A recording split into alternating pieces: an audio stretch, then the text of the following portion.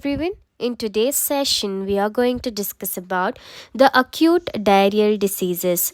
It is a continuation to the topic epidemiology of communicable diseases.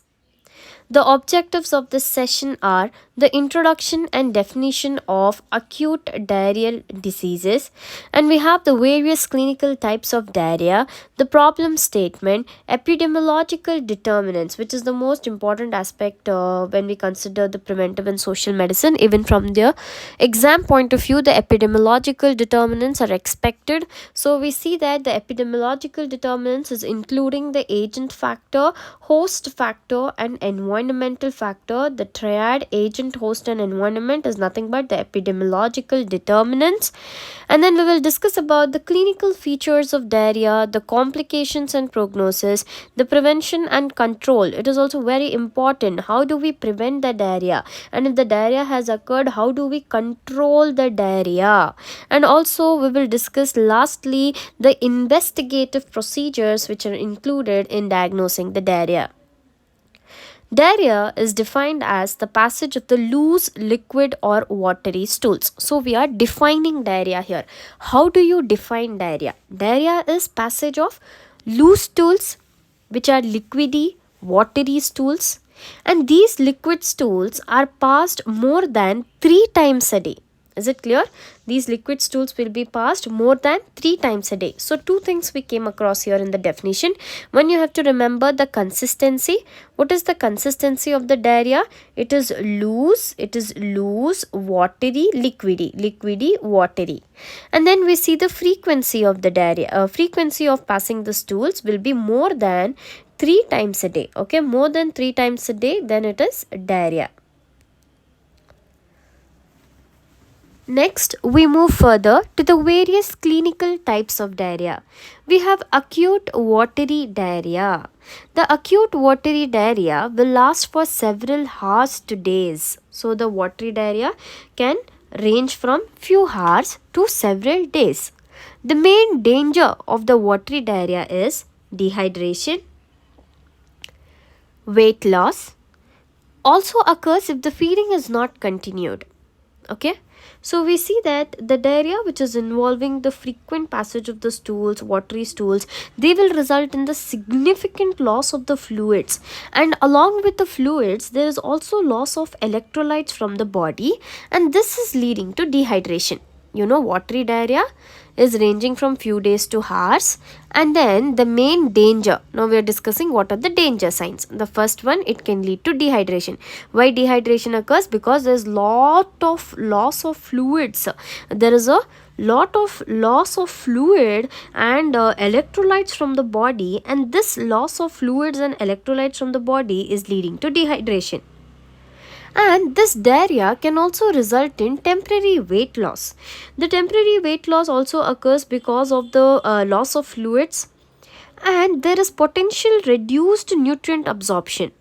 Whatever food we eat, it is not getting absorbed properly because there is a frequent passage of the stools. Enough time is not there for the body to absorb the nutrients. But it is usually not a true weight loss, but rather there is a temporary shift in the water weight. Then we see that the weight loss can also be attributed to the nausea, vomiting, or the loss of appetite. All of this will contribute to the reduction in the calorie intake by the person. So the reduced calorie intake potentially will contribute to the weight loss. So the pathogens which are causing the acute watery diarrhea is Vibrio cholerae, E. coli, and we also have rotavirus. Is it clear?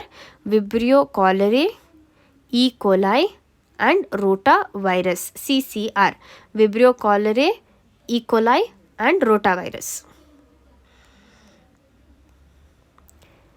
Then comes acute bloody diarrhea. So the acute bloody diarrhea is also referred to as dysentery. So we call it as dysentery, bloody diarrhea. The loose stools accompanied with blood in the stools is nothing but dysentery. The main danger signs, of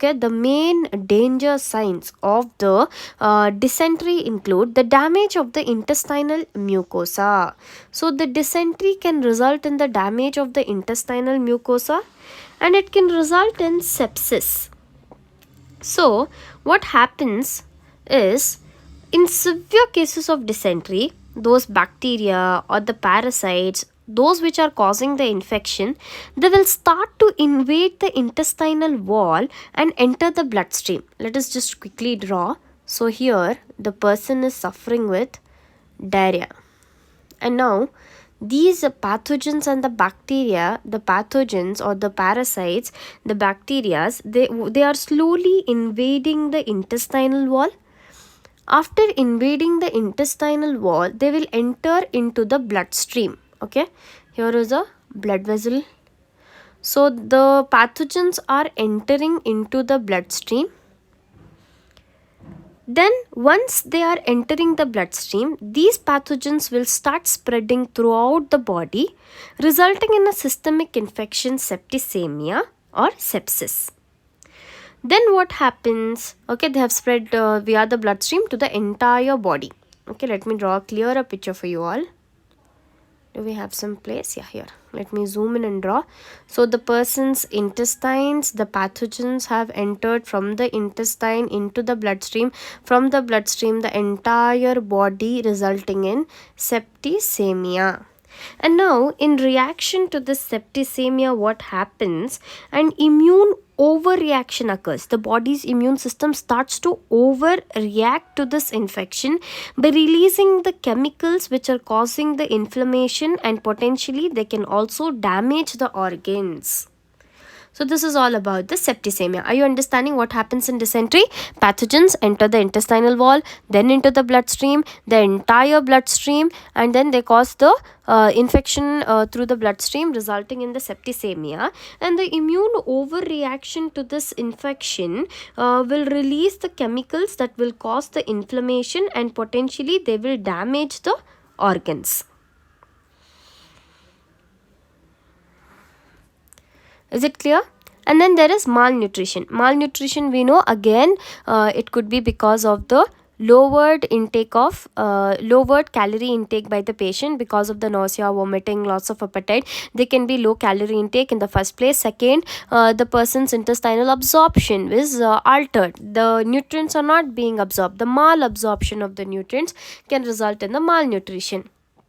The other complication will include dehydration. Again, the dehydration is attributed to the loss of the fluids and the electrolytes from the body, and then it is marked by visible blood in the stools. Okay, the other complication, along with the diarrhea, there is visible blood which is seen in the stools. Then we see that the most common cause of the bloody diarrhea is Shigella, a bacteria. Is it clear? The bloody diarrhea is caused by Shigella, a bacteria called Shigella. Okay, if a person is having dysentery, you should think of the causative organism to be Shigella.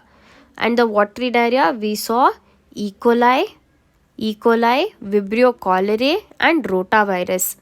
The watery diarrhea, okay, watery diarrhea is caused by Vibrio cholerae, E. coli, and rotavirus. Okay, or you can remember as CCR, Vibrio cholerae, E. coli, and rotavirus. And then we have dysentery. The acute bloody diarrhea or dysentery is caused by which organism? It is caused by Shigella. Okay, fine. We move further to the next slide, where we have the persistent diarrhea. The two types we discussed so far were acute watery diarrhea and acute bloody diarrhea. Now we are going to discuss about the persistent diarrhea. The diarrhea which is lasting for 14 days or longer is persistent. By the term persistent itself, you know that it is a very long diarrhea. It is lasting for many long days. So we have 14 days or longer diarrhea to be considered as a persistent diarrhea. Would you remember? 14 days or longer. The main danger again comes the malnutrition. Why malnutrition? You know to reason it now. Why malnutrition occurs? There is a reduced calorie intake because of the diarrhea, nausea, vomiting, loss of appetite. There is reduced calorie intake in the first place. Second, the malnutrition occurs because the intestinal mucosa is damaged. It's not able to absorb the nutrients properly. So the inflammation can also result in the reduced absorption of the nutrients. And then we have serious non-intestinal infections. Okay, so when the infections in the digestive tract are common cause of diarrhea, There are other causes which are stemming from the non-intestinal infections which can cause the persistent diarrhea. So we see that there are certain non-intestinal infection. Intestinal is very common. What are those which are non-intestinal and yet causing the diarrhea? They include pneumonia, sepsis, UTI. They require the specific treatment, okay? Now, if you have to treat the diarrhea, we also need to treat the UTI and the diarrhea will stop. So, there are certain non-intestinal infections like pneumonia, sepsis or UTI which can be a non-intestinal cause of the diarrhea. The person with other illnesses such as AIDS are more likely to develop the persistent diarrhea. So we know that in AIDS what happens, the person's immunity will be lowered, so the person will be more prone to secondary infections and he is more likely to develop the persistent diarrhea. Moving further to diarrhea with severe malnutrition, marasmus and kwashiorkor. You need to know about marasmus and kwashiorkor. So what happens? Kwashiorkor. What is kwashiorkor? Kwashiorkor is nothing but a protein deficiency where there will be edema, swelling, and you can see the distended abdomen here, skin changes, hair changes. In these patients, diarrhea is a common symptom. What is happening here? Protein deficiency, edema, swelling, skin changes, hair changes, and there's a swelling of the abdomen. That is kwashiorkor. Here the patient commonly presents with the diarrhea. Next we have marasmus. So here in the marasmus you can see where there is a deficiency of all the macronutrients. Whereas in kwashiorkor there was deficiency of only protein. Okay, there was protein deficiency. Whereas here in marasmus all the macronutrients are deficient. All the macronutrients. Okay, all the macronutrient deficiency is seen.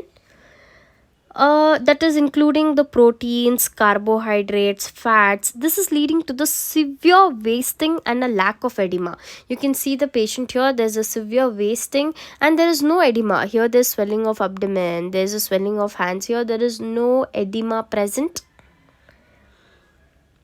Diarrhea can also be a common symptom in marasmus, which is contributing the cause of the marasmus. Because of the persistent diarrhea which is present, there's a severe wasting, so it is directly, okay, it is directly connected. We see that the more the person has diarrhea, the more malnourished is going to become. The marasmus can be occurring in a patient who is having the persistent diarrhea. Okay. So let's see what are the danger signs. We have systemic infection, and then we have dehydration, heart failure, and vitamin and mineral deficiencies. Okay, so we know that the intestinal lining is weakening in these people, so they are more susceptible to the infections, and there is nutrient absorption is reduced. Okay, there is impaired nutrient absorption, so they are more prone to systemic infections, sepsis, dehydration, heart failure, vitamin deficiencies, mineral deficiencies, etc. Is it clear? What is the new thing you'll add here? Vitamin mineral deficiency, very easy to remember. Dehydration, you can remember. Systemic infection, septicemia, all of this we have discussed multiple times. Very easily you can remember. Dehydration is done. Only heart failure is something which you have to mention in case of kwashiorkor and marasmus. The diarrhea can result in heart failure because of the hypovolemia. And then we have the problem statement. World Health Organization has initiated the diarrheal disease control program in 1980. Approximately 4.6 million children used to die each year of dehydration caused by diarrhea. Is it clear? 4.6 million children are dying each year. Okay, every year 4.6 million children are dying. Okay, not in hundreds, thousands, lakhs, crores, it is million children. 4.6 million children dying out of diarrhea. Diarrhea is a major killer of children under 5 years of age. It has killed more than 1,300 children under 5 years of age every day. Sadly, 1,300, okay, 1,300 children every day in the year 2016. It accounts for 8% of all the under 5 deaths, a loss of more than 0.48 million children lives in 2016, mostly in children less than 2 years. In India, acute diarrheal diseases is accounting for 10% of deaths in under 5 years age group. So, if the children are dying under 5 years age group, okay, this is a death of under 5 years children age group, 10% of it is attributed to diarrhea. During the year 2017, about 12.92 million cases with 1,331 deaths were reported in India. So we see that in the year 2017, what did we discuss previously? In the year 2016, we saw that there were 4.6 million children used to die each year of diarrhea. In 2017, 12.92 million cases were reported and 1,331 deaths were reported in India. Diarrhea is a leading cause of death during the complex emergencies and also the natural disasters. In cases of natural disasters, diarrhea is a leading cause of death. Polluted water sources, inadequate sanitation, poor hygiene practices. When we discuss the environmental factors, all of this will come in. The polluted water sources, inadequate sanitation, no proper maintenance of hygiene and sanitation, consumption of the contaminated food, and malnutrition, all of which affect the spread and the severity of the diarrhea. And also the lack of adequate health services and transport. So we do not have adequate health services, especially in the rural areas. In India, there is a lack of adequate health services, and lack of transportation is reducing the likelihood of prompt and appropriate treatment of diarrhea. Since there is lack of transport, lack of health services, we are not able to render appropriate treatment of diarrhea. Moving further to the very important aspect, as said earlier, that is epidemiological determinants. So in the epidemiological determinants, we are going to start with the viruses, bacteria, and the other pathogens which are causing the diarrhea. To begin with the viruses we have rotavirus, astrovirus, adenovirus, calcivirus, coronavirus, Norwalk group viruses, enteroviruses, and cytomegalovirus. How do we remember this? The first comes astrovirus, adenovirus. Okay, 1 astrovirus, 2 adenovirus. Then we have 3, 4, and 5 a group. What are those? Calcivirus, coronavirus, cytomegalovirus. Calcivirus, coronavirus, cytomegalovirus. Then comes 6 enterovirus, 7 is Norwalk group viruses, 8 rotavirus. Okay. Now let us tell. First one is astrovirus, adenovirus, calcivirus, coronavirus, cytomegalovirus. Then we saw enterovirus, Norwalk group virus, rotavirus. Is it clear? A, and then 3C, cytomegalovirus, coronavirus, and then we have calcivirus. Enterovirus is 6th one. 7th one is Norwalk group virus. 8th is we have rotavirus. So we remember all the viruses very clearly, very nicely. Now we move further to the bacteria. The bacteria, I have given the numbers here. The first one we have enteroinvasive E. coli. First we are going to start with Aeromonas here. The first one is Aeromonas. Second, Bacillus cereus. Third, Campylobacter jejuni. Clostridium perfringens. Then we have Clostridium difficile. Chlamydia. 7th, enterotoxigenic Escherichia coli.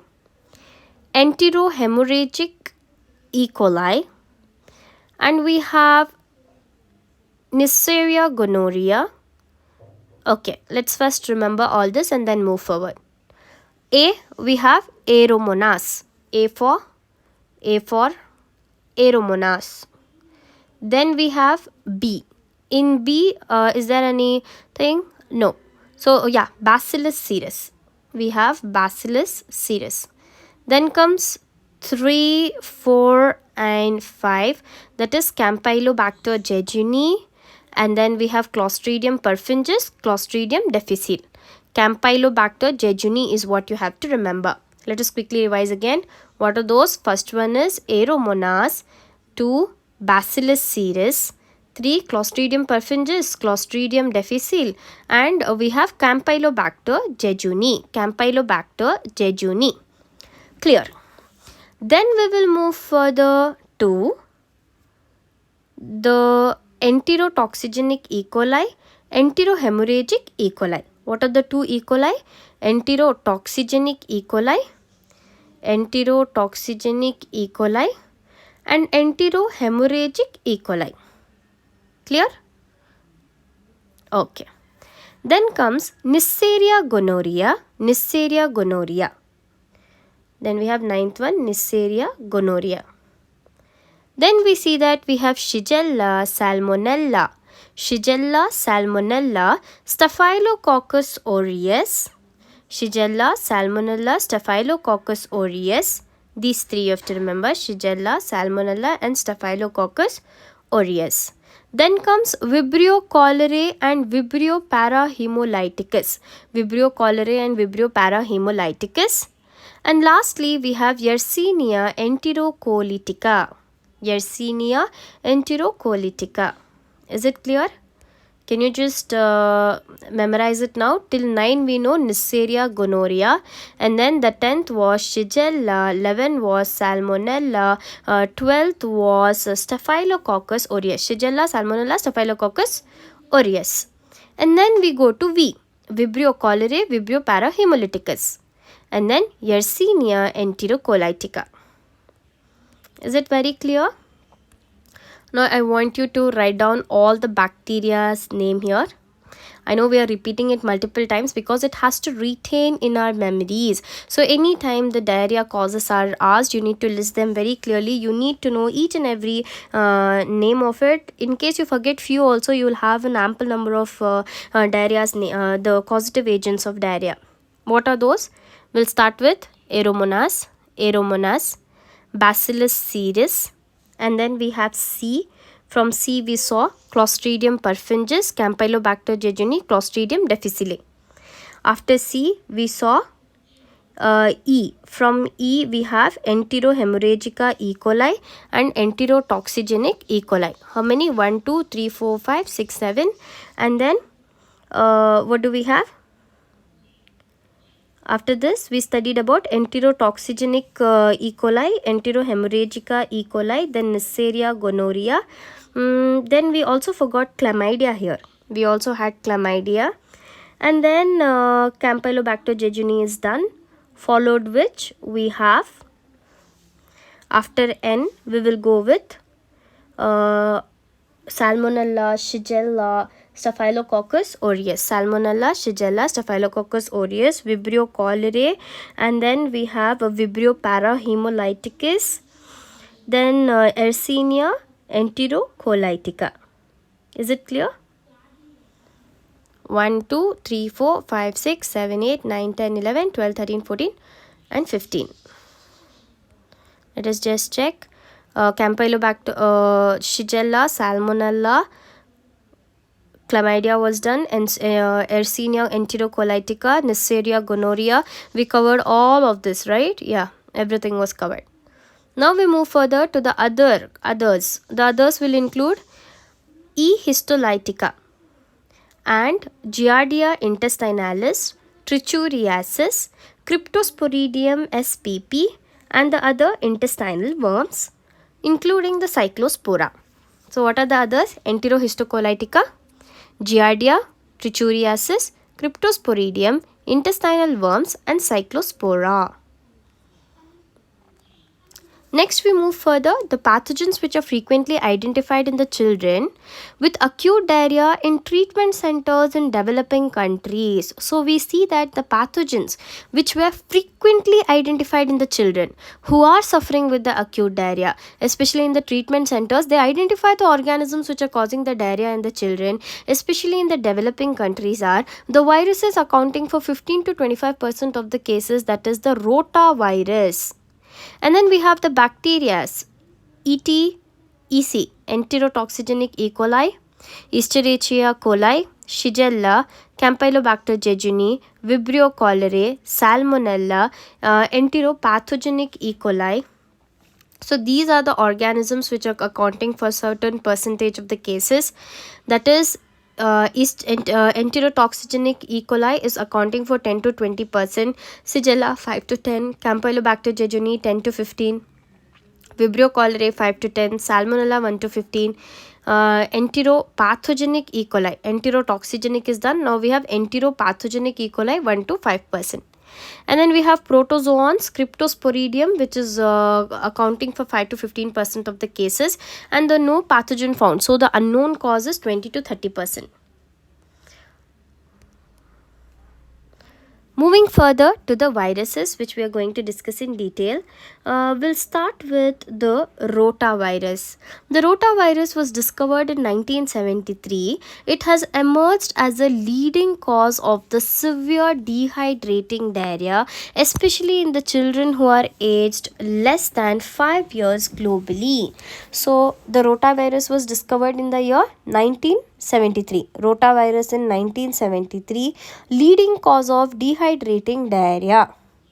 With an estimated of more than 25 million outpatient visits and more than 2 million hospitalizations. So the rotavirus is leading to 25 million OPD visits and more than 2 million hospitalizations. Severe rotavirus gastroenteritis is largely limited to the children aged 6 to 24 months. Is it clear? Rotavirus GE is limited to the children aged 6 to 24 months. The severe cases are mainly affecting the children aged 6 to 24 months.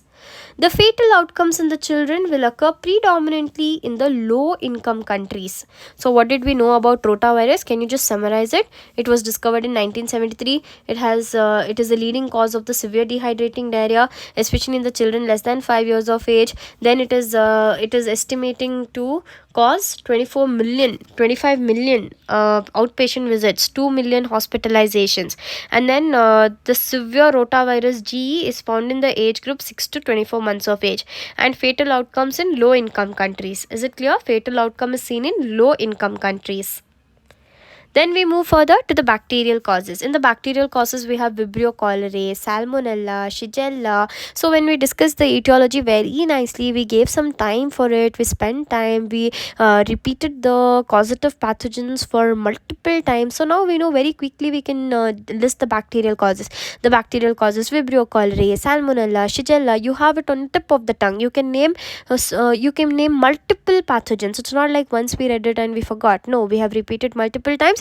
It is going to help you till the end of the session and also in your examinations. So what did we see? The bacterial causes. When I say the bacterial causes of diarrhea, you need to list it out. We have Vibrio cholerae, Salmonella, Shigella, enterotoxigenic E. coli, enteropathogenic E. coli. Then we have Campylobacter jejuni, chlamydia. So all of these are the most frequent causes of the diarrhea. The less known pathogens which are causing the diarrhea will include the Yersinia enterocolitica and Vibrio parahemolyticus. So we see that there are certain pathogens which are less known cause of the diarrhea. Less known pathogens will include the last one, Yersinia enterocolitica and Vibrio parahemolyticus. Okay, Vibrio parahemolyticus are the less known cause. Yersinia and Vibrio. Okay, Yersinia and Vibrio. Yersinia enterocolitica and Vibrio parahemolyticus. Then we see enterotoxigenic Escherichia coli is an important cause of acute watery diarrhea in the adults and the children. So what you have to remember, that enterotoxigenic ETEC.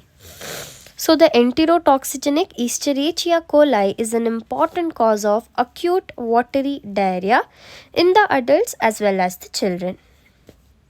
In the developing countries, the enterotoxigenic Escherichia coli is causing an annually 280 to 400 million diarrheal episodes in the children under 5 years of age. Can you see how important causative factor it is? ETEC is causing 280 to 400 million, okay, 280 to 400 million diarrheal episodes in the children under 5 years of age, and we see that an additional 100 million episodes are seen in the children aged 5 to 14 years, and about 400 million cases are seen per year in adults. We see that in the children again 280 to 400, in adults 400 million, in the children aged 5 to 14 years it is 100 million. Can you just write it down here, the number of million cases and the age group? Okay, the million cases is 280 to 400 million cases in children less than 5 years of age. Okay, less than 5 years of age. 100 million episodes in children aged 5 to 14 years. And then we have up to 400 million cases in adults. Is it clear? Okay. Yeah. ETEC causes 1/3 to 1/2 of the all diarrheal episodes in the travelers to Africa, Asia, Latin America. The illnesses will result in 0.3 to 0.5 million deaths per year, mostly in the young children. So they are the causative factors, especially in the travelers diarrhea. Okay, the people who are traveling to Asia, America, Africa, so these people suffering with the diarrheal episodes, the causative factor is ETEC, and it is resulting in 0.3 to 0.5 million deaths per year. There are two ETEC toxins. We have heat labile toxin and heat stable toxin. So we see that there is an heat labile toxin and heat stable toxin. Heat labile toxins are produced by ETEC. They are sensitive to heat. That is, they can be inactivated by heat. They are sensitive. They get inactivated by heat, and they are the key factor in causing the watery diarrhea. Is it clear? And then we have the heat stable. Heat stable means they can withstand the relative high temperatures of heat without losing their activity. So the heat labile toxin is related to cholera, whereas ETEC is spread mostly by means of contaminated food and water. And we have the pictures of the heat labile toxin and the heat stable E. coli. Heat stable is the one which can withstand the high temperatures and it is still able to do its activity. Okay. Next, we have Salmonella. Salmonella causes the inflammation of the bowel epithelium.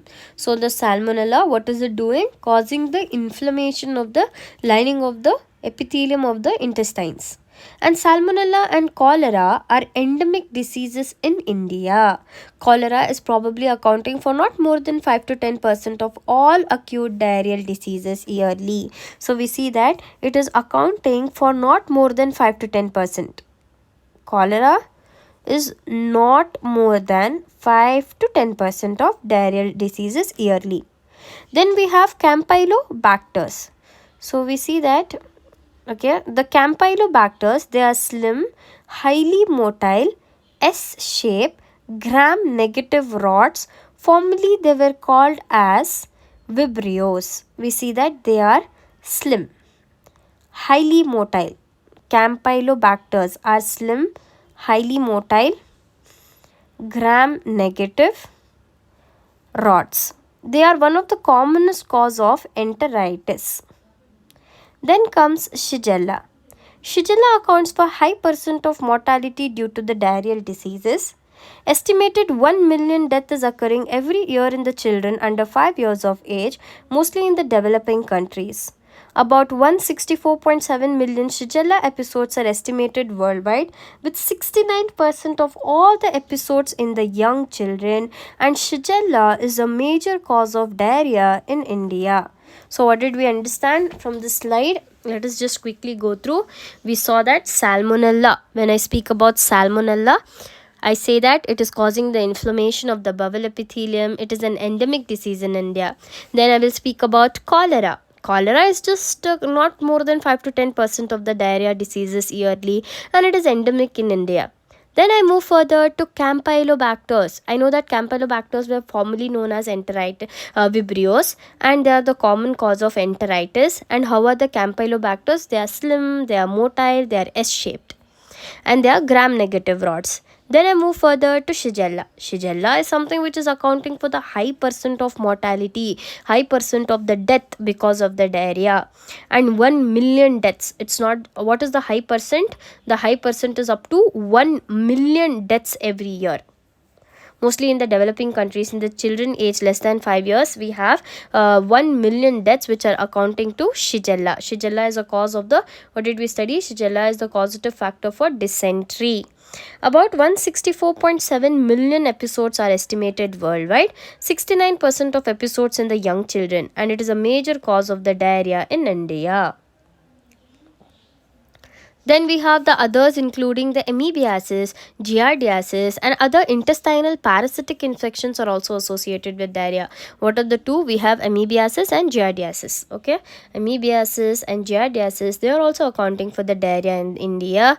And then we have giardiasis is recognized cause of diarrhea. It flourishes in the duodenum and jejunum. So the giardiasis is flourishing in the duodenum. Okay, it is flourishing in the duodenum and jejunum. Okay, and then we have cryptosporidium. You can see the picture of the cryptosporidium here. Cryptosporidium is a coccidian parasite. It causes diarrhea in infants, in the immunodeficient patients, and a variety of domestic animals. So what is speciality about the cryptosporidium? It is not just affecting the human adults, it also affects the infants, immunodeficient patients like those suffering with the chronic diseases or having HIV AIDS, and they are also having an impact on the variety of domestic animals. In immunodeficient patients like those who are suffering with the severe malnutrition or those who are suffering with AIDS, in such individuals the cryptosporidium is an important cause of the persistent diarrhea along with the wasting. Did you understand about the cryptosporidium, which is a coccidian parasite causing diarrhea in immunodeficient individuals like those suffering with severe malnutrition and AIDS? Next, diarrhea may be caused by parenteral infection. So we know that those who are admitted in the hospitals who are on the parenteral nutrition and non-digestive origin are particularly so in younger children.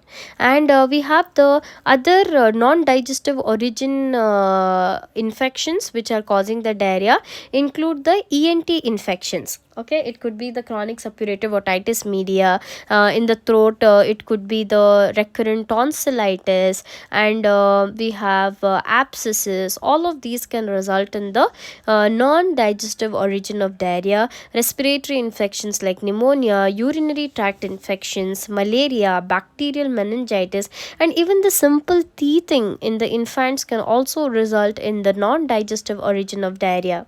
Malnutrition may lead to a certain nutritional diseases like kwashiorkor, and then we studied about the marasmus as well, and we have spurae and celiac diseases. So what is tropical spurae? Tropical spurae is nothing but an immune reaction to eating gluten. What is gluten? Gluten is a protein which is found in the wheat. So the person is developing an immune reaction to this gluten which is found in the wheat or barley or rye. So this immune reaction to this gluten, over time what happens, it will start creating inflammation and it will start damaging the small intestinal lining, leading to the complications. Okay, it is also preventing the absorption of the nutrients. It can result in malabsorption, malnutrition. And then we have the celiac diseases. So and then along with this we will see that the person having suffering with pellagra are also associated with diarrhea. Is it clear?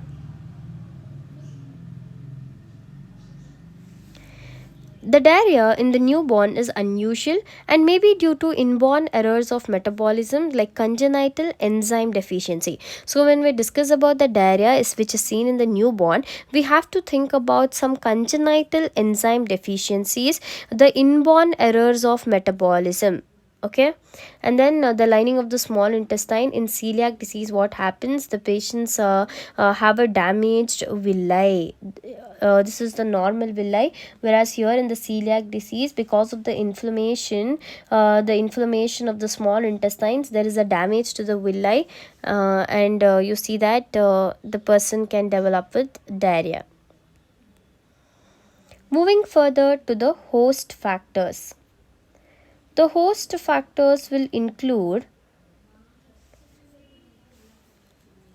diarrhea is the most common, especially in the children between 6 months and 2 years of age. What is the age group which you have to remember? It is 6 months to 2 years of age. The highest in the age group is 6 to 11 months, which is a period of weaning. So when the baby shifts from the pure breast milk to the weaning period, where he starts taking the sprouts or the dal rice and certain protein and other rich in nutrient food, so he starts with the diarrhea. And low level of maternally acquired antibodies in those individuals who have not acquired the antibodies via the breast milk, and those who were on the artificial milk supplementations, they are likely to develop the diarrhea.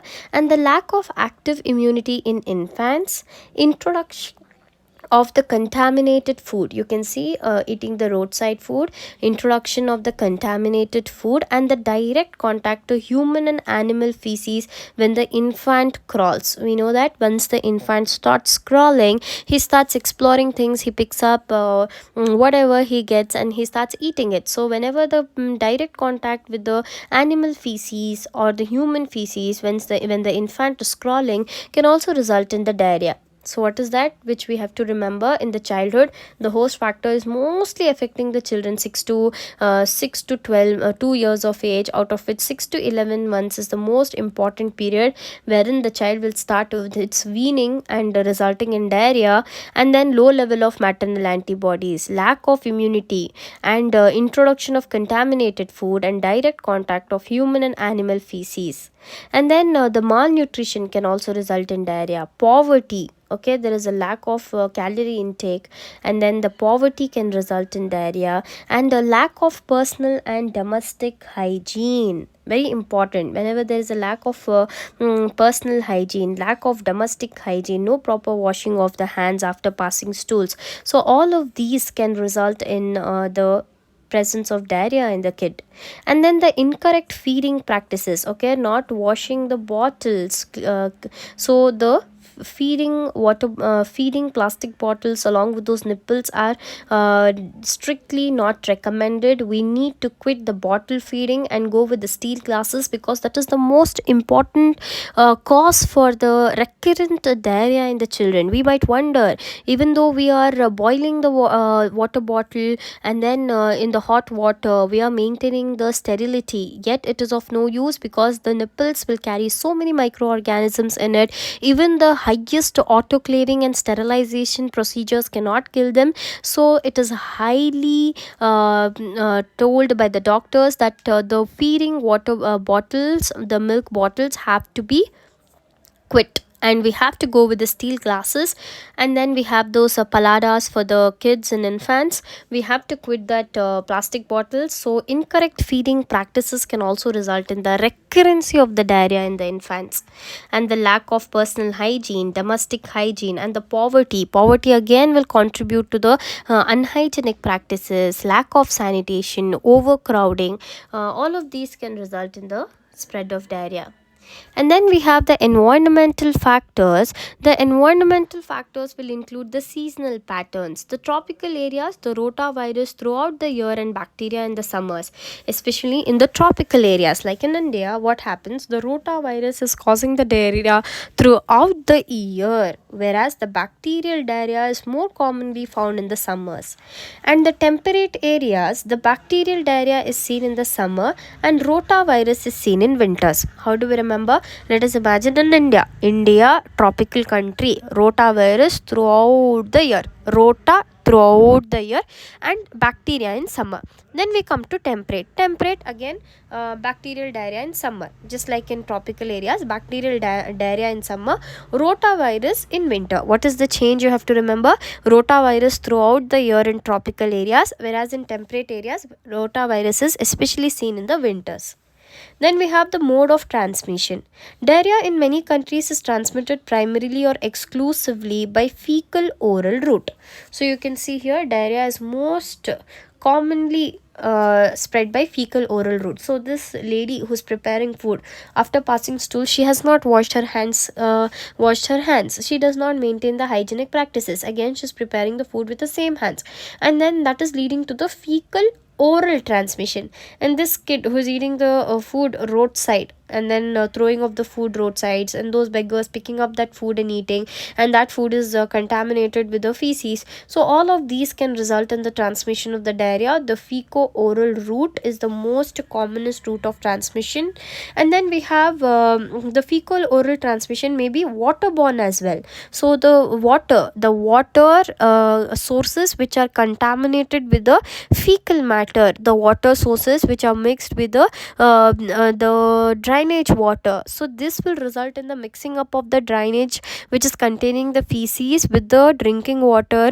And then when the drinking water, such water is supplied to the households, it will result in the fecal oral transmission through the waterborne or foodborne or direct transmission via the fingers or the fomites or dirt, which can be ingested by the young children. So those young children who eat the fomites, or they don't eat, they just lick those fomites, or they eat the dirt, they can be ingested by the young children, and these pathogens will enter the intestines, resulting in the diarrhea. Moving further to the clinical features. So the classic symptom of diarrhea, we see that the classic symptom is a diarrhea in these patients who are affected by these pathogens, and the other symptoms could be bloating, and then many other symptoms could be there, like vomiting, nausea. This will occur alongside with the diarrhea, particularly when the infections are foodborne or there is a food poisoning. So along with the diarrhea, patient will also come up with nausea and vomiting. And then we have fever. Fever can also accompany diarrhea, especially if it is caused by an infection. If the bacteria are involved, it can also result in the fever. And then if the patient lands up in some infection, fever can also accompany diarrhea. And then we have dehydration. Diarrhea again is leading to the loss of fluids, loss of electrolytes. So the loss of fluid and electrolytes is potentially causing the diarrhea in the children. Is it clear? The clinical features, the classic symptom is diarrhea. What is diarrhea? The passage of the loose, liquidy, watery stools, and the frequency is more than 3 times a day. And then we have nausea and vomiting alongside with the diarrhea, and this nausea and vomiting occurs especially when the person is infected. And then we have fever. Fever again can accompany diarrhea if it is caused by an infection. And then we have dehydration. Then we have symptoms like stomach pain, abdominal cramps, bloating, weight loss because of the loss of fluids. There's a temporary shift in the weight. And then we have bloating, abdominal cramps, blood in the stools. Dysentery can also occur. Fever, vomiting. You can see blood, severe pain, vomiting, dehydration, fever, and weight loss. These are the symptoms of the diarrheal diseases. What do we have? Acute diarrheal disease. Patient can present with weight loss, fever, dehydration, vomiting, severe pain, and blood in stools. Moving further to the complications of diarrhea, so far you have listed multiple complications, because in each of the clinical types we discussed the danger signs. The danger signs, what did they include? Dehydration, malnutrition, and systemic infections, septicemia, micronutrient deficiencies like vitamin deficiency, mineral deficiency, electrolyte imbalances. Okay. We see that there is dehydration, malnutrition, nutrient deficiency, micronutrient deficiency, electrolyte imbalance. Then we move further to the prognosis of diarrhea. The prognosis of diarrhea, acute diarrhea, takes its time and resolves in 5 to 7 days. Okay, it resolves and usually the patient will recover in 5 to 7 days. Diarrhea will resolve soon and recovery period is 5 to 7 days. Mortality rates is higher, especially in the neonates and infants compared to the other children, especially the neonate 0 to 28 days, and from the 28 days up to 1 year is an infant. So compared to the less than 5 years of age, especially from 0 to 1 year, it is highest. The mortality rate is highest. Malnourished children are having poor prognosis. Okay, the malnourished children, if a child is already suffering with kwashiorkor and he starts up with diarrhea, which is also a common symptom in kwashiorkor, so the malnourished children are having a poor prognosis and there are greater chances of mortality in these children. Antibiotic resistant type E. coli and Shigella will also cause severe dehydration, electrolyte imbalances, and pneumonia, and they have a poor prognosis. You see that they have developed the resistance, the antibiotics over a prolonged usage. What has occurred because of the prolonged usage? The antibiotics have become resistant to the E. coli and Shigella. Antibiotic resistant E. coli and Shigella. These microorganisms, E. coli, Shigella, they have become so powerful over time that they have become antibiotic resistant. Even though the medications are given, these Shigella are not killed because they have become antibiotic resistant. No more the antibiotics is affecting them. They have the power to fight off the antibiotics. So the antibiotic resistant type E. coli or the antibiotic resistant type Shigella, they will cause the severe dehydration because the diarrhea is not stopping. Even though the medications is given, even though the treatment is carried out, they have become antibiotic resistant. So continuous diarrhea will result in the dehydration, electrolyte imbalances, and pneumonia. Then comes the control of diarrheal diseases. The diarrheal diseases control DOC program of World Health Organization has since its inception in 1980 advocated the interventional methods. Okay, there are several interventional measures which are advocated by the diarrheal disease control program. These measures will center around the widespread practice of ORS or the oral rehydration therapy. Is it clear? The enhanced diarrheal disease control main importantly will focus upon the oral rehydration therapy. Along with that, the rotavirus vaccines, zinc treatment, oral rehydration therapy or breastfeeding, about the sanitation and hygiene. All of these will be the measures which are centering around the diarrheal disease control. The control of diarrheal diseases, we are going to discuss in detail about each of the single points of how to control the diarrhea. The components of diarrheal disease control program, the intervention measures which were recommended by World Health Organization, were divided into two categories. These interventional methods could be a short-term interventional method or it could be a long-term interventional method. Thinking about the long future, we are taking some interventional measures so that we can control the diarrhea which can come up in the near future, or we are preventing the occurrence of the diarrhea. So what are the short-term interventional measures which are recommended by the World Health Organization to control the diarrheal diseases? Appropriate clinical management. Short-term is appropriate clinical management, and the long-term will include the better maternal and child healthcare practices, preventive strategies, preventing diarrheal epidemics. All of this we'll discuss in detail in the upcoming slides. So first let us begin with appropriate clinical management. It is including the use of oral rehydration therapy. Very important, very important from your clinical practice point of view. Even in your practice, you have to remember that when a patient comes up with the diarrhea, the clinical management will be the use of oral rehydration therapy. The aim of oral fluid therapy is to prevent the dehydration. What is the main aim? We have to prevent the dehydration in the patient and we have to reduce the mortality, reduce the chances of death. First, prevent dehydration, reduce chances of death. This is the main aim of this use.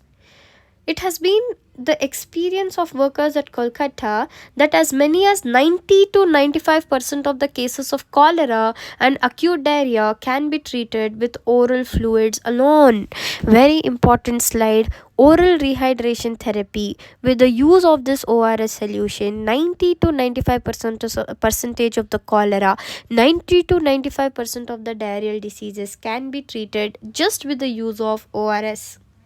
Oral fluid therapy is based on the observation that glucose given orally enhances the intestinal absorption of salts and water. So, what does this ORS do? When it is taken orally, it is going and helping the intestines to absorb the nutrients and electrolytes, and it is capable of correcting the electrolyte and water deficit in the body. So, what happens in diarrhea? There is lot of loss of fluids, that is water. There is loss of water and electrolytes from the body. So when you take orally the ORS, it will go and correct the water and electrolyte deficit in the body. At first, the composition of the ORS recommended by WHO was sodium bicarbonate based. Now there is an inclusion of trisodium citrate in place of sodium bicarbonate. So what did they do? In place of sodium bicarbonate, they have brought in place of sodium bicarbonate, they have brought in trisodium. Instead of sodium bicarbonate, they have got trisodium. Sodium bicarbonate, in place of sodium bicarbonate, trisodium citrate. Okay, trisodium citrate is being replaced. So this has made the product more stable, reducing the stool output, and increases the intestinal absorption of sodium and water.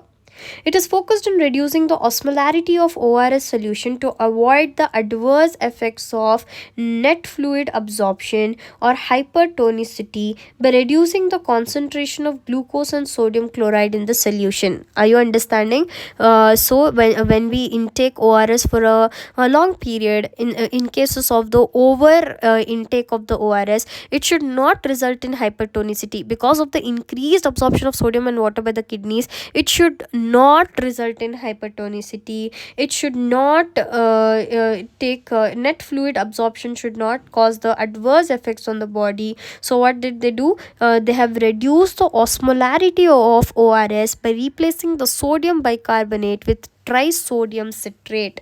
So they are reducing the concentration of glucose and sodium chloride in the solution. Reducing the sodium concentration of ORS solution to 75 MOSM per liter, milliosmolarities per liter. It is improving the efficiency of ORS regimen for the children with acute non-cholera diarrhea. So those children who are suffering with acute diarrhea, which is not cholera, so acute non-cholera diarrhea, these children, they can take up the ORS regimen. It has increased the efficiency by bringing in the sodium concentration to 75 milliosmoliters per liter. India was the first country in the world to launch this ORS formulation since June 2004. So, a proud moment, we see that India is the first country to launch the ORS formulation since June 2004. Next, we will assess the diarrhea. Since we are discussing about the clinical management, we know that 90 to 95% are cured. 90 to 95% of the cases are cured with ORS solution alone. So now we need to first assess the dehydration, if it is mild or if it is severe. If it is a mild dehydration, what is the patient's appearance? The patient will be thirsty, alert, and quite restless because there's loss of electrolytes, there's electrolyte imbalances in the body. The patient will be quite restless, alert, and thirsty. Whereas when there's a severe dehydration, the person becomes drowsy, cold, limpy, sweaty. He may also be comatose. And what about the radial pulse? If it is a mild dehydration, the pulse will be at a normal rate and volume. Whereas if it is a severe dehydration, the pulse will be very rapid or feeble. Sometimes the severe dehydration, when it is present, the pulse will be impalpable. So when you see multiple times when you practice, a patient comes up lean, thin, completely dehydrated, you try your best to palpate the pulse. You be like, sir, the pulse is very feeble, I'm not able to palpate the pulse. You wonder if it is you who's not able to find the pulse, or it is the pulse which is not palpable. So in most cases, when the patient is severely dehydrated, the pulse becomes impalpable or very, very feeble. Moving further to the blood pressure, in mild cases will be normal, whereas in severe cases, when there's loss of extreme fluid loss by the body, the BP can range to less than 80 mmHg, and it may be unrecordable at times. Okay, the pulse is impalpable, BP is unrecordable in severe cases of the dehydration. And then we discuss about the skin elasticity. When the pinch is retracting immediately, it means that there is a mild dehydration. So in your fingers, you can just pinch the skin over the fingers, and then you see that it is retracting immediately. Then it is no, you're not dehydrated, or there's a mild dehydration if it takes some seconds to go back to its normal state. Whereas the pinch is retracting very slowly, more than 2 seconds. It takes more than 2 seconds for the pinch to retract. If it is lasting for a longer time, it shows that you are dehydrated. Then tongue will be moist in mild cases, whereas in severe cases the tongue will be very dry, very dry. You ask the patient to stretch out the tongue. So imagine a patient coming to your clinic, severe cases. How will you define it? One, appearance dull, drowsy, sleepy, limpy, sweaty. And then pulse is feeble, not palpable. BP not recordable. And then we pinch the skin, it does not retract for more than 2 seconds. Ask him to stretch out the tongue, it is very dry. And then anterior fontanelle will be normal in mild cases, whereas that patient severe, his fontanelle will be sunken. Urine flow will be normal in mild cases, whereas in severe cases urine flow will be very little, or there is no passage of the urine at all. And the percentage of weight loss will be 4 to 5% in mild cases. In severe cases, more than 10%. Estimated fluid deficit will be 40 to 50 ml per kg, whereas in severe cases, the fluid deficit will be up to 100 to 110 ml per kg. Are you understanding? It is per kg. The signs of dehydration exist. The water deficit is somewhat between 50 to 100 ml per kg of the body weight. If the child's weight is known, the amount of ORS solution required for dehydration during the first 4 hours will be calculated by setting the deficit at approximately 75 ml per kg. We see that it is somewhere between 50 to 100. So now, if we know the weight of the child, we are setting up the deficit to be approximately 75 ml per kg. Okay, and we are calculating the amount of ORS solution the child has to take during the first 4 hours. Whereas if the child's weight is not known, the approximate deficit may be determined based upon the age of the child. Although this procedure is less accurate, mostly we will go with the age. Just like how we calculate the dose in the pediatrics, we go with the age. We never go with the age, we go with the weight. Here also the age is inaccurate, we always go with the weight of the child. And here there are guidelines by the World Health Organization for the ORS for all the ages during the first 4 hours.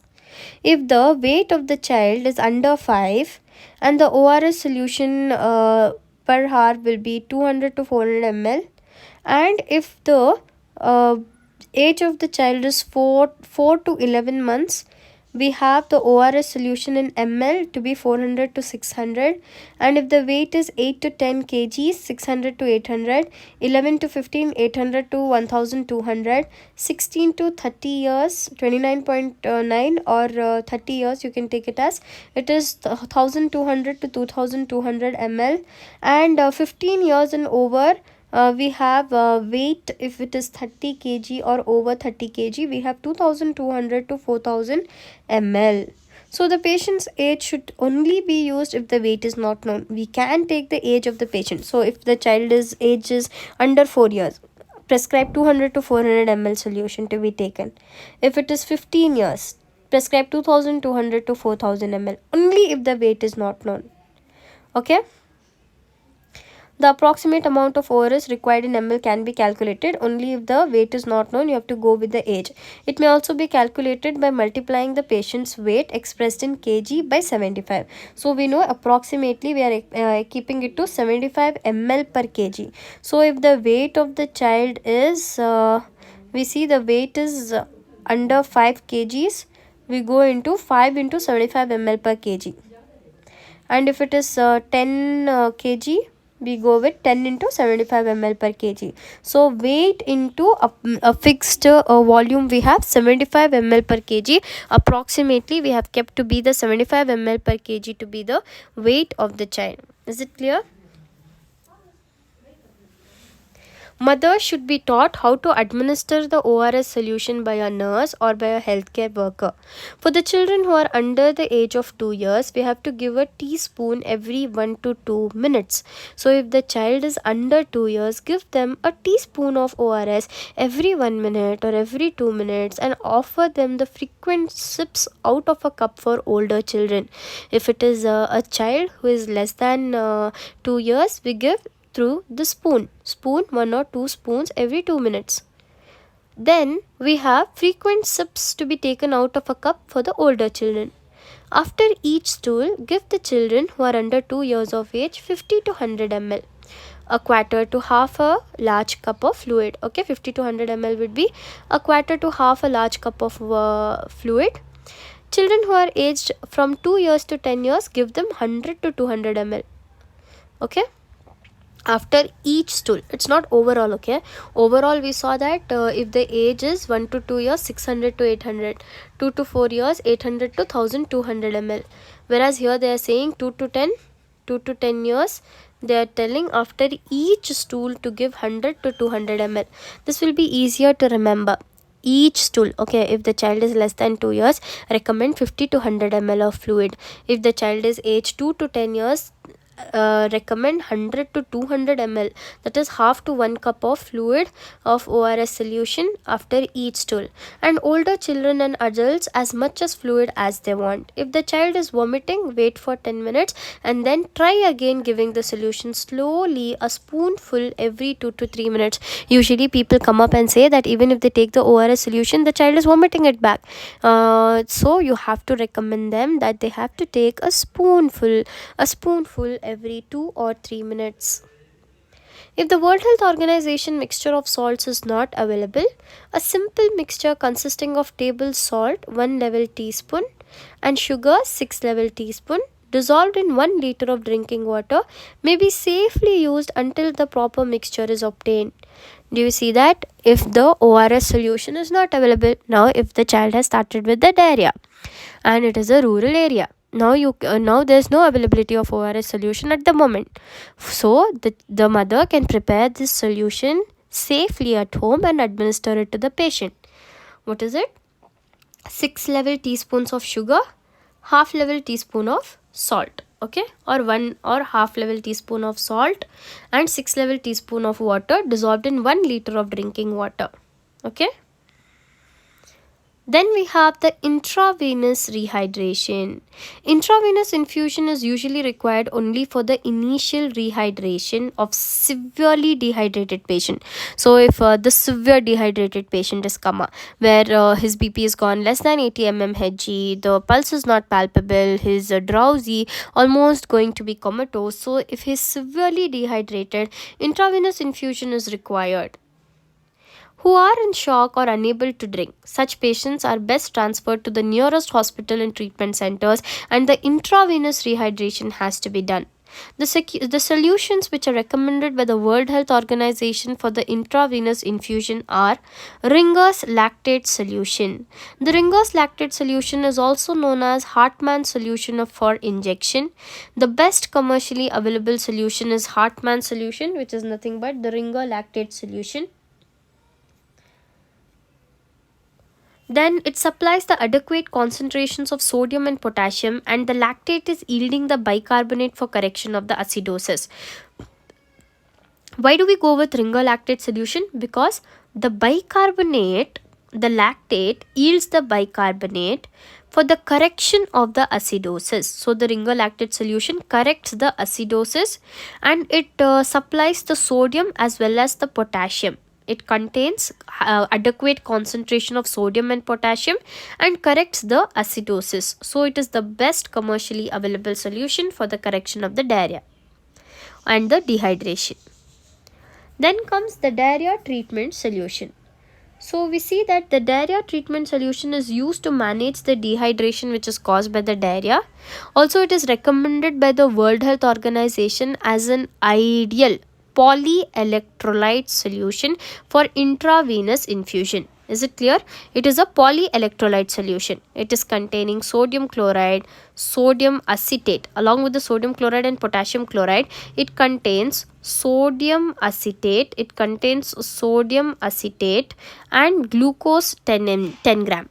Okay, sodium chloride is 4 gram, sodium acetate is 6.5 gram, potassium chloride is 1 gram, glucose is 10 gram. What are the four electrolyte? Polyelectrolytes, it contains sodium chloride, potassium chloride, sodium acetate and glucose. These are the four things it contains. Okay. Normal saline can be given, but it is the poorest fluid because it will not correct the acidosis. As I told you earlier, Hartmann solution or the ringer lactate will cover the acidosis.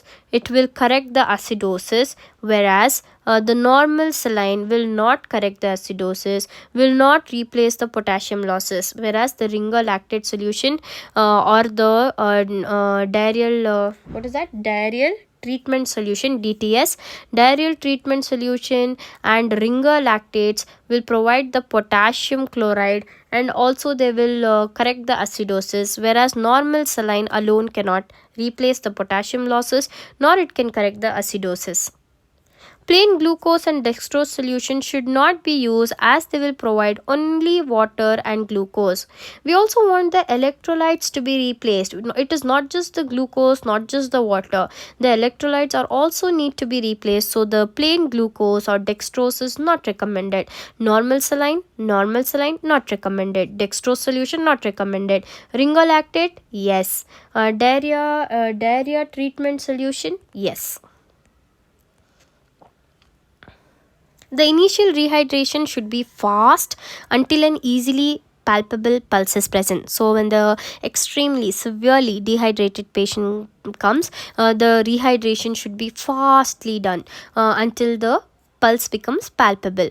We need to reassess the patient every 1 or 2 hours. If the dehydration is not improving, give IV drip more rapidly. Assess the patient in 2 hours. Dehydration is not improving. The signs of dehydration has not improved. The BP is not rising. The pulse is not palpable. The retraction of the skin is not going back to its normal. The eyes are still sunken. So in these cases, the tongue is still dry. So in these cases, what do? We reassess the patient every 1 to 2 hours. If the dehydration is not improving, we give the IV drips more rapidly. After infusing 1 to 2 liters of fluid, rehydration should be carried out at somewhat slower rate until the pulse and blood pressure return to normal. Okay, once there is an infusion of 1 liter or 2 liters of fluid, okay, 4 bottles, each containing 500 ml, you have given 2 to 4 bottles of the fluid of the ringer lactate, then the rehydration should be slowed down until the pulse and blood pressure returns to normal. The patient must be examined at intervals during rehydration. After 4 to 6 hours of satisfactory treatment, all the signs of dehydration should have disappeared. So after giving 4 hours of treatment or 6 hours of treatment, we need to check that all the signs of dehydration should disappear, except that the urine flow may not have been started yet. It takes some time for the urine flow to occur. Then sometimes if too much rehydration fluid is given, the eyelids will become puffy. So it is very common in your practice, you'll see all this. Too much a severely dehydrated patient, when too much of fluid was infused, he started with the development of puffy eyelids. So the eyelids become puffy. If this occurs, the IV fluid should be stopped. Very simple. Okay, the patient complains of puffiness of the eyelids. So you see that the patient has puffy eyelids, so the IV fluid has to be stopped. It is more helpful to examine the skin elasticity and pulse strength, both of which should be normal. You see that the skin's elasticity and the pulse's strength should be normal. Rehydration must continue until all signs of dehydration have disappeared. Until the dehydration signs have disappeared, we need to continue the rehydration. Then comes the maintenance therapy. After the initial fluid and the electrolyte deficit is corrected, oral fluid should be used for maintenance therapy. So we have given the intravenous infusion. Now we continue with the oral fluid. The maintenance therapy, if it is a mild diarrhea, what is the amount of oral fluid to be given? Mild diarrhea is not more than 1 stools every 2 hours or longer, or less than 5 ml stools per kg per hour. When do you call this mild diarrhea? Not more than 1 stool every 2 hours or longer. So more than 2 hours it takes for one episode of diarrhea. Then the amount of oral fluid recommended is 100 ml per kg body weight. Okay, as per day until the diarrhea stops, 100 ml per kg body weight per day. Then we have the severe diarrhea, more than 1 stool every 2 hours. So here what's happening, there is more than 1 stool every 2 hours. In 2 hours the patient is passing twice or thrice, or more than 5 ml of stool per kg per hour. If it is more than 5 ml per kg per hour, then it is a severe diarrhea. We have to replace the stool loss volume for volume. If not measurable, we have to give, if the patient is not able to measure the amount of diarrhea, if is not able to predict and tell you that so much ml of the stool was passed, so we have to estimate. If it is not measurable, give them 10 to 15 ml per kg body weight per hour. Is it clear? If it is a mild diarrhea, 100 ml per kg body weight, whereas here 10 to 15 ml per kg body weight per hour. This was per day, 100 ml per kg per day. Okay. Then comes the appropriate feeding. Normal food intake should be prompted as soon as the child, whatever its age, is able to eat.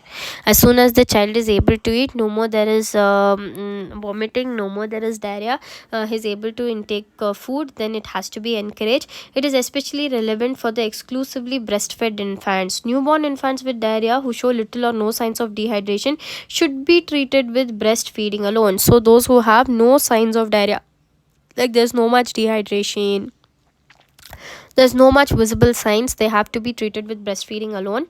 Those with a moderate diarrhea or those who are having severe dehydration, they receive ORS. Breastfeeding will be continued. Along with the breastfeeding, the ORS solution will be given. After each liquid stools, 1 teaspoonful, 1 to 2 teaspoon, 1 teaspoonful every 1 or 2 minutes will be given. Not only breast milk will help the infant to recover from the attack of diarrhea, both in terms of nutrient it supplies and its rehydrating effect, but the breast milk also helps to prevent the further infection because it has antibodies and its protective properties. Is it clear? The breast milk will recover the infant from the attack of diarrhea. 1. It will supply the nutrients. 2. It has a rehydrating effect. 3. It will prevent the further occurrence of the diarrhea because of its protective properties, because it contains various antibodies which will fight off the occurrence of the diarrhea in the future. Then comes chemotherapy. Unnecessary prescription of antibiotics and the unnecessary use of the drugs will do harm to the patient than doing good in the treatment of diarrhea. Antibiotics should be considered only when the cause of the diarrhea is clearly identified as a bacterial cause or clearly identified as Shigella, typhoid or cholera. Is it clear? We cannot randomly prescribe antibiotics to patient. As soon as the diarrhea comes, you cannot randomly give clotrimazole or ciprofloxacin. No, you don't go with the antibiotics. Once you know that the cause of the diarrhea is clearly identified as Shigella, typhoid or cholera, only then the antibiotics have to be thought of. Then the symptomatic differential diagnosis of Shigella and cholera. In the cholera, the diarrhea is acute and watery, whereas Shigella, which is a cause of dysentery, there will be bloody diarrhea. Fever will be present in Shigella, whereas cholera will not present with fever. Abdominal cramps are seen both in cholera and Shigella. Vomiting is seen in cholera, but Shigella has no vomiting. Rectal pain is not there in cholera, whereas rectal pain is present in Shigella. Stool will be more than 3 loose stools per day. Water watery like rice water, whereas the Shigella will contain more than 3 stools per day, but the stools are going to contain blood or pus in it. Okay, bacterial diarrhea with blood and pus, we have to think of antibiotics. Okay, how do we differentiate? Diarrhea, watery, bloody. Fever, not present. Shigella, present. Abdominal cramps, present. Rectal pain, present. And then here abdominal cramps are present, vomiting is present, vomiting is not found. Only thing which is a no in Shigella is vomiting. Okay, vomiting is a no in Shigella and a yes in cholera. Moving further, zinc supplementation. Zinc supplementation is given during an episode of acute diarrhea. It will reduce the episode's duration and the severity. So if the child was passing diarrhea every 30 minutes, the duration will be reduced to more than 2 hours. So it will reduce the episode's duration and severity. It is just for instance. Okay, just for an example, we see that it can reduce the duration and the severity of the diarrhea. Zinc supplementation is therefore recommended by World Health Organization and UNICEF that daily 10 mg of zinc should be given for the infants under 6 months of age and 20 mg for the children older than 6 months for 10 to 14 days, as it lowers the incidence of diarrhea in the following 2 to 3 months. Is it clear? 10 mg for infants under the 6 months of age, 20 mg for children older than 6 months for 10 to 14 days. The zinc supplementation is given for 10 to 14 days. Then we have the better maternal and child health care practices, which includes the maternal nutrition and the child nutrition.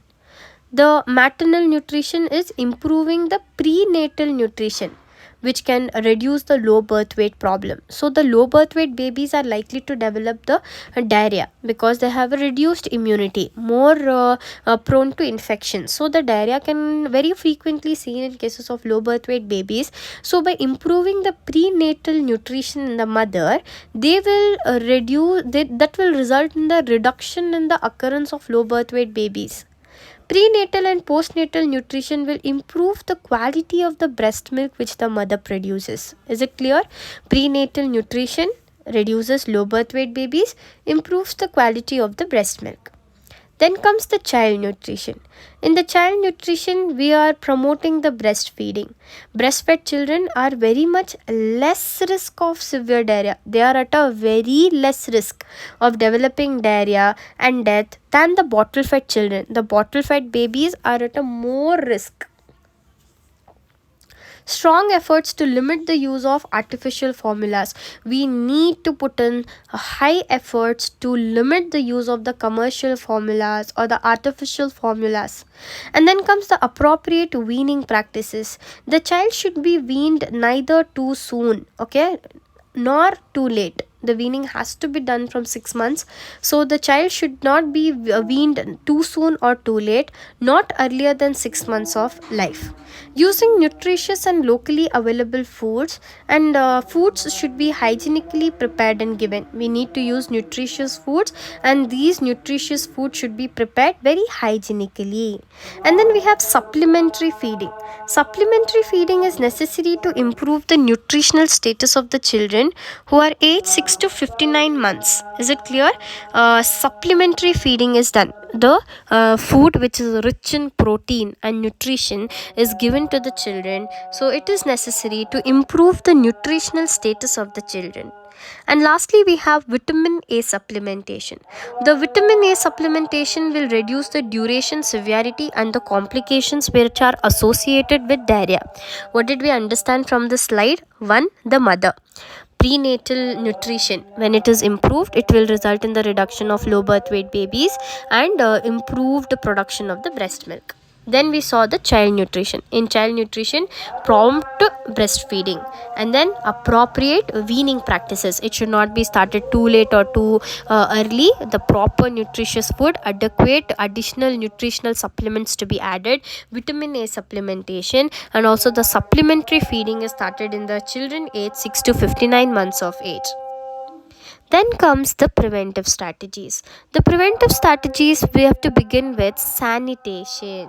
It emphasizes on the personal and domestic hygiene, like hand washing with soap before preparing the food. So what do? Personal hygiene is hand washing. We are hand washing using a soap before preparing food, or before eating, before feeding a child. What are we doing? Washing our hands with the soap before preparing food, before eating, before feeding. And washing the hands with soap after defecation, after cleaning a child who has defecated. This is also very important. The mothers have to clean their hands with the soap after cleaning a child, after changing the pampers, or after cleaning the child who has defecated. After disposing of a child's stool, it is important that you need to keep your hands clean. The hygienic practices and the sanitation not only applies to the children, it is also to the parents. The parents have to keep their hands clean by washing them with the soap after cleaning the child who has defecated, after disposing of the child's stools, and after defecation. Then comes health education. An important part of the health worker's job is to prevent the diarrhea by convincing and helping the community members to adopt and maintain the preventive practices like breastfeeding, improved weaning, clean drinking water, use of plenty water for hygiene, use of latrine, proper disposal of stools of young children, etc. So what is the job of health worker? He has to convince the people.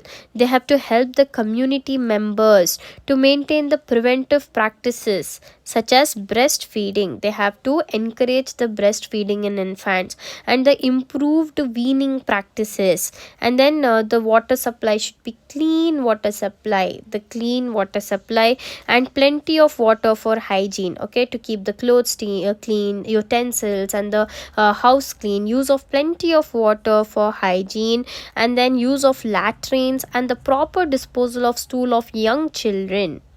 Is it clear?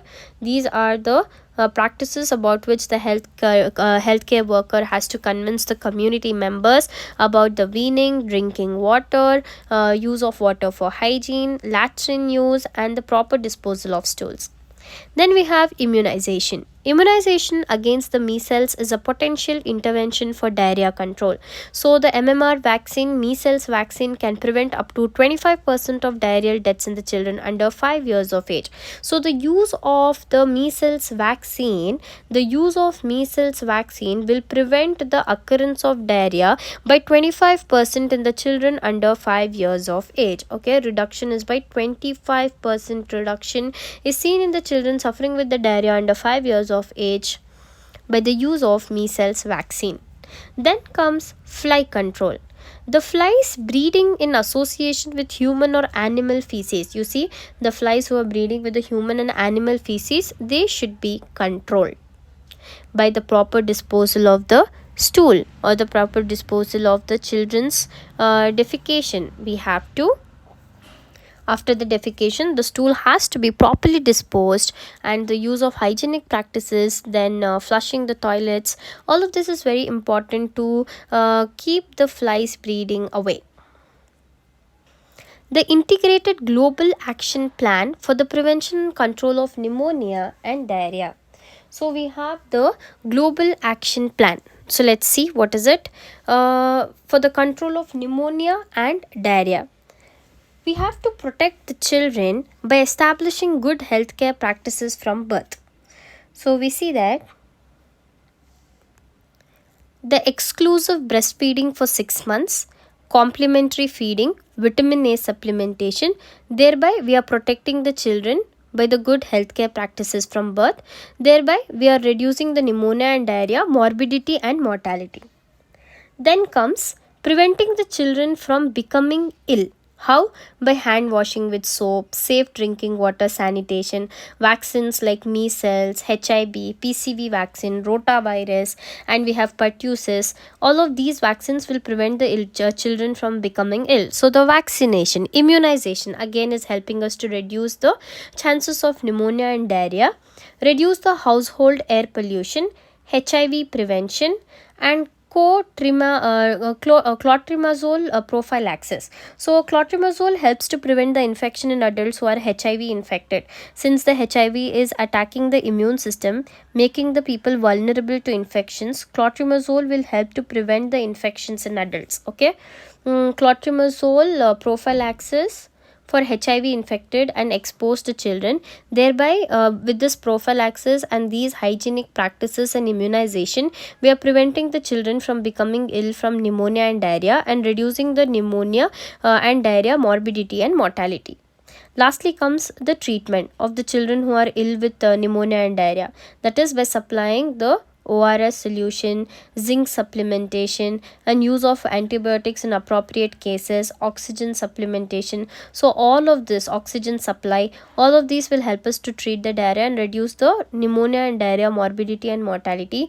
And the continued feeding, including the breastfeeding, improved care seeking and referral if there are severe cases of the dehydration, if the patient is drowsy, comatose, BP is not palpable, pulse is not palpable, and BP is not recordable, pulse is not palpable, the tongue is all dry, there are skin is retracted. So all of these sunken frontal sinuses, and all of these can result in the signs of the severe dehydration and require further referral.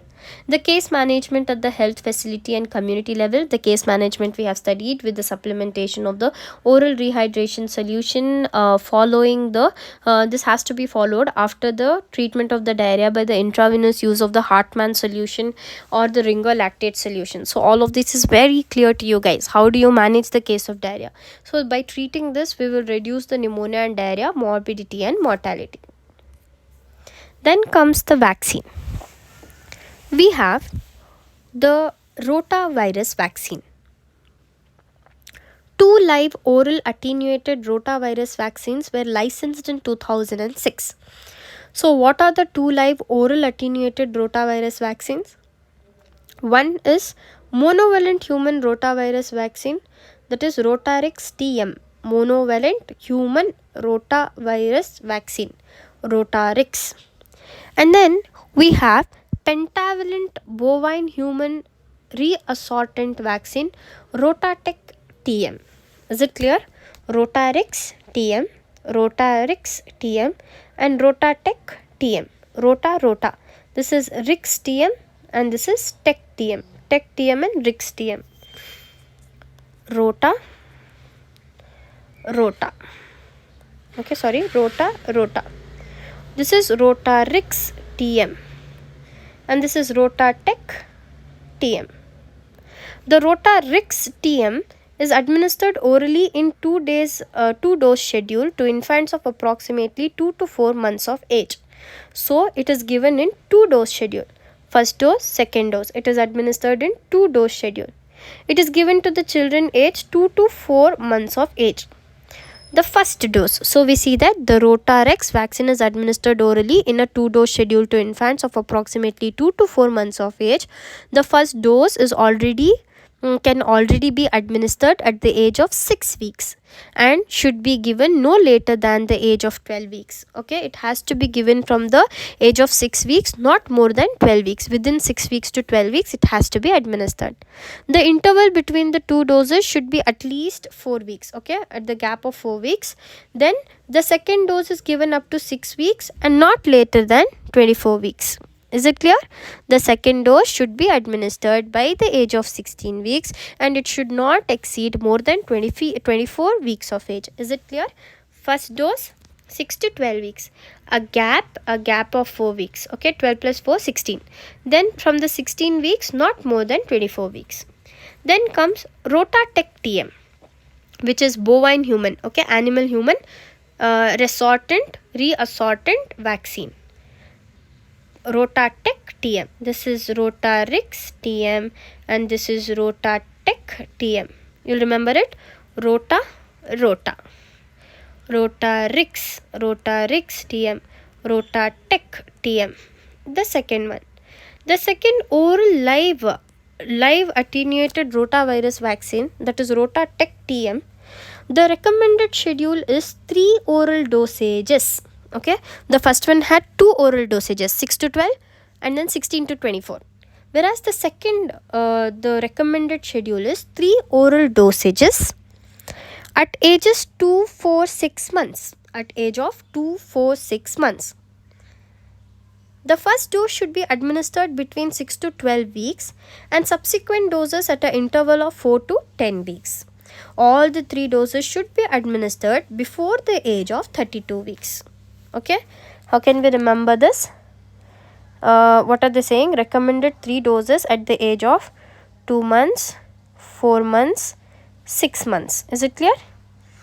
And if we take the week wise, okay, if we consider the weeks, the first dose is between 6 to 12 weeks and the subsequent doses at an interval of 4 to 10 weeks. Okay, the interval at an interval of 4 to 10 weeks. Next, we move further, and lastly we have to know that all the 3 doses have to be completed within the age of 32 weeks. Okay, let's move further to the key measures to prevention. The key measures of prevention will include the access to the safe drinking water. We need to give an access to the safe drinking water, use of improved sanitation, hand washing with soap, exclusive breastfeeding for first 6 months, food hygiene, and then we can also include here the proper weaning, health education, rotavirus vaccine. All of this we have discussed. The preventive aspects, you have so many things to mention. To begin with the infants, you can tell about the proper feeding practices, breastfeeding, then comes the weaning period, the vaccine administration, then the hygiene, use of clean water, then use of hand washing after the defecation, and then hand washing with the soap, food hygiene. So all of this is including the measures to prevention. Last but not the least, we are going to discuss about the investigation. To begin with, the stool microscopy. Stool microscopy involves examining a stool sample under a microscope. What do you do in stool microscopy? We examine the stool sample under a microscope. You can see here, examining the stool sample under a microscope. It helps us to identify the cause of the diarrhea, especially if it is due to an infection. We can understand the cause of the diarrhea, which is the virus which is present here, or which is the bacteria. Is it Shigella? Is it Salmonella? Is it enterotoxigenic Escherichia coli? So all of these can be figured out with a stool microscopy. Then we have stool cultures. So what happens? A stool culture will help us to determine the cause of the diarrhea. How does the stool cultures work? What do? A stool sample is placed in a special container with nutrients, and the lab staff will look for the growth of the bacteria or virus or a parasite which is present, and then identification is done. Once the pathogens are grown in the nutrient medium which is containing the stools, they are identified under the microscope. Analysis is done, the chemical test and other methods are used, and then we see that the pathogens are identified. Then we have the blood test, like the complete blood count. They show the signs of infection or the inflammation. Then we also have the serum electrolytes. These will since the diarrhea is causing the electrolyte imbalances, so we need to measure the electrolytes like sodium, potassium chloride in the blood. They will help us to assess the severity of the diarrhea, or we can also assess the dehydration level, okay, by assessing the electrolyte imbalances. And then kidney function test can also be carried out, because sometimes the diarrhea can also affect the kidney function. And then we have ELISA, enzyme linked immunosorbent assay, which is a widely used method for detecting the rotavirus antigens in stool samples. So what does ELISA do? It will detect the rotavirus antigens in the stool samples. It is particularly useful for diagnosing the rotavirus infections, which is a leading cause of GE. Then we have endoscopy and colonoscopy.